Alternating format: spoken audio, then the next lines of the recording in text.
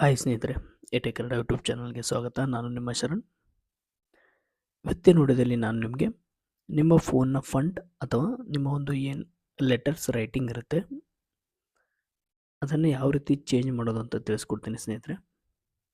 ನಿಮ್ಮ ಒಂದು ಫೋನ್ನ ಲೆಟರ್ಸ್ನ ಸ್ಟೈಲ್ ಏನಿದೆ ಅದನ್ನು ಯಾವ ರೀತಿ ಚೇಂಜ್ ಮಾಡೋದು ಅಂತ ತಿಳಿಸ್ಕೊಡ್ತೀನಿ ಸ್ನೇಹಿತರೆ. ಸೆಟ್ಟಿಂಗ್ಸನ್ನು ಓಪನ್ ಮಾಡ್ಕೊಳ್ಳಿ. ಡಿಸ್ಪ್ಲೇ ಆ್ಯಂಡ್ ಬ್ರೈಟ್ನೆಸ್ ಅಂತ ಇದೆ, ಅದರ ಮೇಲೆ ಕ್ಲಿಕ್ ಮಾಡ್ಕೊಳ್ಳಿ. ಕ್ಲಿಕ್ ಮಾಡಿಕೊಂಡು ಸ್ವಲ್ಪ ಕೆಳಗಡೆ ಸ್ಕ್ರೋಲ್ ಮಾಡ್ಕೊಳ್ಳಿ ಸ್ನೇಹಿತರೆ. ನೀವು ಡಿಸ್ಪ್ಲೇ ಆ್ಯಂಡ್ ಬ್ರೈಟ್ನೆಸ್ ಮೇಲೆ ಕ್ಲಿಕ್ ಮಾಡ್ಕೊಂಡಾಗ ಸ್ವಲ್ಪ ಕೆಳಗಡೆ ಸ್ಕ್ರೋಲ್ ಮಾಡಿ ಫಂಟ್ ಸ್ಟೈಲ್ ಅಂತ ಇರುತ್ತೆ, ಅದರ ಮೇಲೆ ಕ್ಲಿಕ್ ಮಾಡ್ಕೊಳ್ಳಿ. ಕ್ಲಿಕ್ ಮಾಡಿಕೊಂಡು ನೋಡಿ ಸ್ನೇಹಿತರೆ, ನಿಮಗೆ ಈ ರೀತಿ ಓಪನ್ ಆಗುತ್ತೆ. ಕೆಳಗಡೆ ಮೋರ್ ಫಂಟ್ಸ್ ಅಂತ ಇದೆಯಲ್ಲ, ಈ ಮೋರ್ ಫಂಟ್ಸ್ ಮೇಲೆ ಕ್ಲಿಕ್ ಮಾಡ್ಕೊಳ್ಳಿ. ನೋಡಿ ಸ್ನೇಹಿತರೆ, ನಿಮಗೆ ಇಲ್ಲಿ ಹಲವಾರು ರೀತಿಯ ಫಂಟ್ಸು ವಿಸಿಬಲ್ ಇರುತ್ತೆ, ನೀವಿಲ್ಲಿ ನೋಡ್ಬೋದು. ಆದರೆ ನಿಮಗೆ ಇಲ್ಲಿ ಹಲವಾರು ಫಂಡ್ಸು ಪೇಯ್ಡ್ ಫಂಡ್ಸ್ ಇದೆ ಸ್ನೇಹಿತರೆ. ನಿಮಗೆ ಅದನ್ನು ಯೂಸ್ ಮಾಡಬೇಕಾಗಿದ್ದರೆ ನಿಮಗೆ ಅಮೌಂಟ್ ಪೇ ಮಾಡಬೇಕಾಗುತ್ತೆ. ನಾನು ನಿಮಗೆ ಇಲ್ಲಿ ತೋರಿಸ್ತಾ ಇರೋದು ಫ್ರೀ ಆಗಿ ಯಾವ ರೀತಿ ಯೂಸ್ ಮಾಡೋದು ಅಂತ ತಿಳಿಸ್ಕೊಡ್ತಾ ಇದ್ದೀನಿ. ನೋಡಿ ಸ್ನೇಹಿತರೆ, ನಿಮಗೆ ಇಲ್ಲಿ ಮೇಲ್ಗಡೆ ಸರ್ಚ್ ಬಾರ್ನಲ್ಲಿ ಫ್ರೀ ಫಂಟ್ ಅಂತ ಸರ್ಚ್ ಮಾಡಿ.